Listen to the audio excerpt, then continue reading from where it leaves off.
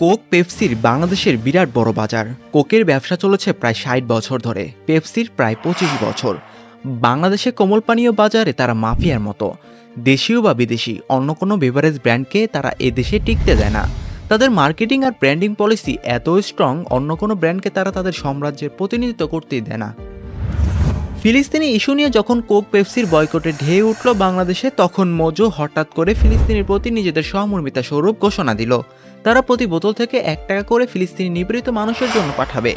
অল্প দিনের মধ্যেই মোজোর এই প্রচারণা ব্যাপক সমর্থন পায় এবং মোজোর বিক্রি হু হু করে বাড়তে থাকে। যেখানে কোক পেপসির বেভারেজের মার্কেট ৮০ থেকে ৯০% দখল করে রেখেছিল, আর বাকি ১০ থেকে ২০% ছিল অন্য সব বেভারেজের, সেখানে মোজো মাত্র ২-৩ মাসে সেই মার্কেটের ৩০ থেকে ৪০% দখল করে ফেলে এবং দিন দিন এই মার্কেটের রেশিও বাড়তে থাকে। মার্কেটের চাহিদা বাড়ার কারণে মোজোর পড়ে যায় উৎপাদন সমস্যায়, কারণ মোজোর ফ্যাক্টরি ক্যাপাসিটি তো এত বিশাল নয় যে কোক পেপসির বিরাট মার্কেটের চাহিদা পূরণ করতে সক্ষম হবে। ফলে মোজো দ্রুত দেশীয় একটি বেভারেজ কোম্পানির সঙ্গে দ্বিপাক্ষিক চুক্তির ভিত্তিতে তাদের ফ্যাক্টরি মোজোর ইনগ্রেডিয়েন্ট কাঁচামাল উৎপাদন শুরু করে। মোজো সারা বাংলাদেশে ব্যাপক চাহিদা শতভাগ পূরণ করতে না পারলেও এই দেশে বেভারেজ কোম্পানির ফ্যাক্টরির সাপোর্টে বেভারেজ মার্কেটের নিজেদের আধিপত্য জোরদার করতে থাকে।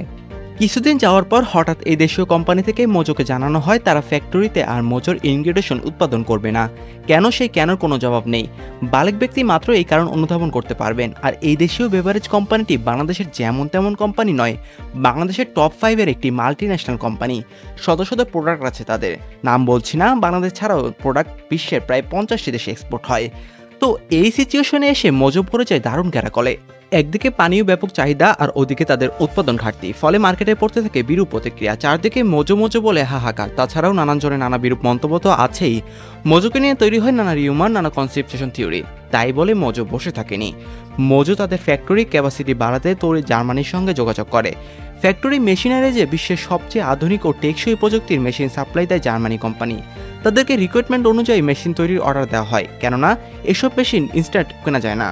অর্ডার করার পর সেটা কোম্পানির রিকোয়ারমেন্ট অনুযায়ী বিভিন্ন ধাপে কাস্টমাইজ করে তৈরি করতে হয়। বেভারেজ তৈরির একটি মেশিন তৈরিতে ব্যয় হয় ২০০ থেকে ২৫০ কোটি টাকা। মোজোর এই মেশিন জার্মানিতে তৈরি হয়ে শিপমেন্ট বাংলাদেশে আসতে এবং সেটি ফ্যাক্টরিতে ইনস্টল করতে সময় নেয় আরও ২ থেকে ৩ মাস। এই বিরাট কর্মযজ্ঞ শেষ করে মোজো দ্রুত তার নতুন উৎপাদন ফিরে আসছে।